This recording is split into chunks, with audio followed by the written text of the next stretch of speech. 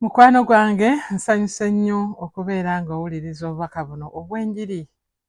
Ndi Catherine Mitala era olwaleero enjiri yaffe ngireese okuva mu kitabo kya Yokana essula ya 15 era ngenda kutandikira ku lunyiriri olw'11 oba kanve ku lw'12. Lugamba nti kino kye kiragiro kyange, mwagalanenga nga bwe nabaagala mmwe. Tewali alina kwagala kunene okusinga kuno, omuntu okuwaayo obulamu bwe olwa mikwano gye. Mwe muli mikwano gyange bwe mukola bye mbalagira. Sikyabayita baddu, kubanga omuddu tamanya mukama we by'akola. Naye mbayise mikwano, kubanga byonna bye nawulira eri kitange mbibabuulidde mmwe. Si mmwe mwannonda nze, naye nze nabalonda mmwe, ne mbateekawo mugende mubalenga ebibala, n'ebibala byammwe bibeerengawo. Kyonna kye munaasabanga kitange mu linnya lyange kinaabaweebwanga. Mukwano gwange, Mukama waffe yeebazibwe. Tuwulidde ebigambo bya Mukama waffe nga atugamba nti kino kye kiragiro nti mwagalanenga nga bwe nabaagala mmwe. Era n'ateekako n'agamba nti tewali alina kwagala kunene okusinga omuntu okuwaayo obulamu bwe olwa mikwano gye. Ekyo kye kinyusi ky'obubaka bwange olwaleero, nti tewali muntu alina kwagala kunene okusinga omuntu okuwaayo obulamu bwe ku lwa mikwano gye. Bannange ab'emikwano, Yesu yatwagala n'atulaga okwagala, yatulaga okwagala mu bikolwa, era agamba nti teri muntu alina kwagala okunene okusinga okukwe. Okwagala kwa Yesu kwamweweesaayo eri ffe tusobole okulokoka, tusobole okuva mu kkubo ebbi oba ery'ekibi, tutambulire mu butuukirivu, naye nga kyali kimwetaagisa kwewaayo. Yesu yalina okwewaayo ffe okutambulira mu kkubo eddungi oba okubeera mikwano gya Katonda. Yesu yatwagala nnyo era n'agamba nti tewali muntu alina kwagala nga kuno, omuntu okuwaayo obulamu bwe ku lwa mikwano gye. Bannange, baganda bange, tulina abantu bangi abatulaze okwagala ne batugaana n'okukola Katonda by'ayagala, naffe ne tugonda. Abantu bangi batulaze ekiyitibwa okwagala, naye nga okwagala okwo si kwa nnamaddala, kubanga okwagala okwa nnamaddala wandibadde onzikiriza ne nsinza Katonda oyo omulamu. Okwagala okwa nnamaddala kwandibadde kuleka omuntu n'alokoka, kubanga oyinza okulaga omwana wo nti omwagala n'omugamba nti era ne mu by'abalokole sikulabayo. Oyinza okulaga abantu bonna nti obaagala, naye bw'oba nga obakotoggera ekigambo kya Katonda tobaagalangako, obakyawa. Omuntu yenna akukyawa akujja ku kigambo kya Katonda, naye omuntu yenna akwagala akuzzaayo eri Katonda. Yesu ye yatwagala era agamba teri muntu alina kwagala kusinga kuno, teri muntu alina kwagala gy'oli gwe atudde awo awuliriza okusinga okwa Yesu eyawaayo obulamu bwe, ate alina kibi n'afuuka ekibi, ate alina musango n'akomererwa ku musaalaba, yawaayo obulamu bwe, teri alina bulamu bwe. N'oyo muganda wo, taata wo, mukulu wo, mukama wo akugaana okulokoka tasobola kuwaayo obulamu bwe ku lulwo, tasobola. Teri, era Yesu yagamba teri alina kwagala nga kuno kuluwa okwa Yesu kwe yatwagala. Oli ayinza okugamba bw'onova mu bulokole nja kuwa bino, nja kuwa biri, nja kwagala nnyo. Bannange, okwo si kwe kwagala. Omuntu yenna akujja ku Katonda aba takwagalangako n'omulundi n'ogumu, naye oyo akwagala yeewaayo ku lulwo. Kambuuze, oyo ow'oluganda lwo oba ow'ekika kyo akujja ku Katonda ng'akulaga nti mulina okusamira, mulina okutuukiriza by'ekika bw'ebuwangwa. Ayinza ddala ddala okuwaayo obulamu bwe singa wabaawo ekizibu ekikutuuseeko. Tayinza wadde okukuwa ensigo ye, oba n'agamba nti ng'eyo ekibumba bwe kirwadde kamuwe ekyange. Abantu okwagala kwabwe tekusobola kwenkanakana kwagala kwa Katonda. Katonda atwagala n'asinga nawo. Katonda yatwagala n'awaayo n'omwana we Yesu Kristo afe. Katonda yamanya nti Yesu k'agenze ku nsi agenda kufa, naye nga ayagala atulokole ffe, kubanga ffe ffenna twali twabula nga tugenda mu kufa, nga twazaawa. N'agamba kampeeyo omwana wange ono, oyo yakwagala okwagala okutuufu. Buli muntu yenna akulaga ekkubo eriva mu kibi, oyo akwagala.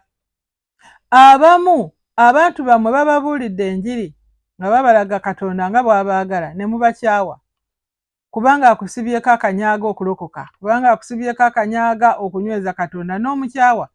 Naddala abavubuka, naddala abantu abakyali abato, omuntu n'akwesibako oba maama wo oba omuntu yenna n'agwa, naye munnange ojja olokoke, munnange okulokoka, tambulira mu makubo ga Mukama, n'omukyawa. Naye nga kyakugamba kya bulamu, nti Yesu yatugamba nti teriiyo muntu alina kwagala nga kukwe. Era yatugamba bw'ati nti mmwe muli mikwano gyange bwe mukola bye mbalagira. Bwe tumala okujja eri Mukama waffe, oba kaŋŋambe, Yesu yatugamba nti munzikirize, nze ekkubo n'amazima n'obulamu. Ekyo yakitulagira, okumukkiriza yakitulagira. Yesu yatulagira okumukkiriza. Naye agambye nti muli mikwano gyange bwe mukola bye mbalagira. Oyagala okufuuka mukwano gwa Yesu? Oyinza okubanga eyo gy'osinziza, muyimba ku Yesu, mwogera ku Yesu, mumwambala mu bulago, mutambula naye, gamba. Naye ng'ate byakulagira tobikwata. Ng'akugamba kkiriza n'omutima gwo, oyatule n'akamwako. Nti kkiriza oyatule weenenye ebibi byo, naye ng'ekyo kyo tokyagala. Naye ye agambye nti abo bokka mikwano gye beebo abakola by'atugambye, by'atulagidde. Abo gye mikwano gya Yesu, kubanga Yesu aba amanyi nti bano mbawangudde, kubanga omulabe yatugula, Setaani yatugula mu mikono gya Adamu. Setaani yasasula kibala Katonda kye yatonda, n'akikwasa omuntu, omuntu n'amukwasa obulamu bwe. Bwe kityo bwe kyali mu bwangu obw'ekitalo. Yamuliisa ekibala, n'ono n'amuwa obuyinza bwe, n'amuwa obulamu bwe, n'amuwa enkolagana ye ne Katonda, n'amuwa. Kati Katonda yalina okujja, yalina otuwa omwana we Yesu ajje azzeeyo omukwano guli, kubanga kuva ku lubereberye Katonda n'omuntu baali ba mukwano nnyo. Katonda yayagala nnyo omuntu, kubanga kye kitonde kye yatonda n'emikono gye. Mu bitonde byonna omuntu ffe tuli mirimu gya mikono gye. Bayibuli etugamba nti tuli mirimu gya mikono gye. Kati Katonda ayagala era anoonya okwezza emirimu gy'emikono gye. Kati gwe bw'oyawukana mu bangi bali abagaanye okukkiriza Mukama waffe Yesu, oba ofuuse omukwano, oba ozzeeyo okuba n'omukwano guli gwe yalina ne Adamu, gwe yali ategekedde omwana w'omuntu. Katonda yali atutegekedde omukwano ogw'ekitalo, yali atutegekedde okutulaga omukwano, naye Setaani n'abirinnyamu, n'omuntu naye n'akkiriza, n'atunda omukwano gwe ne Katonda n'agukwasa Setaani. Setaani n'amuwa ekibala. Naye era Katonda yagamba sijja kubaleka, sijja bamulekera oyo Setaani, abo abantu bange, mikwano gyange.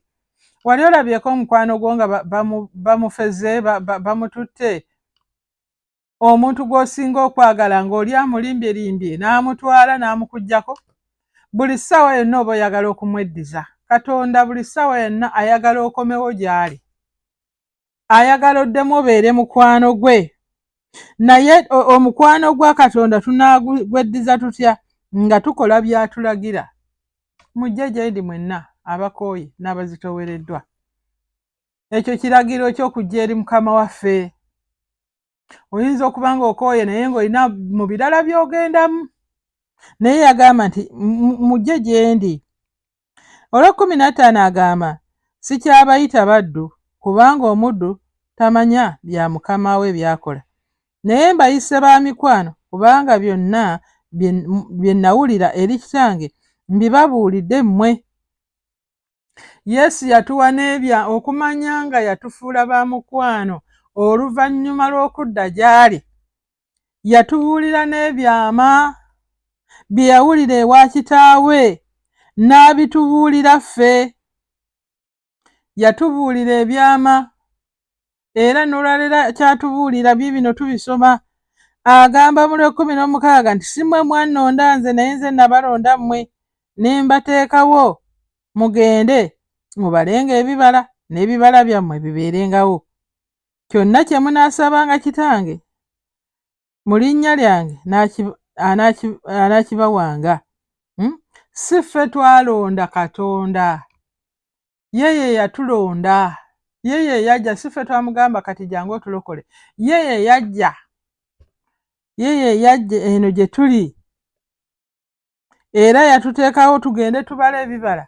Omuntu bw'amala okulokoka alina okubala ebibala, ekitegeeza biri ebibala byonna ebibi, ebibala eby'ekibi, ebibala eby'ebibi byonna bye tubadde tutambuliramu birina okubeera nga bitemeddwa ku ffe, ne tubala ebibala eby'obutuukirivu, ne tubala ebibala ebya Katonda,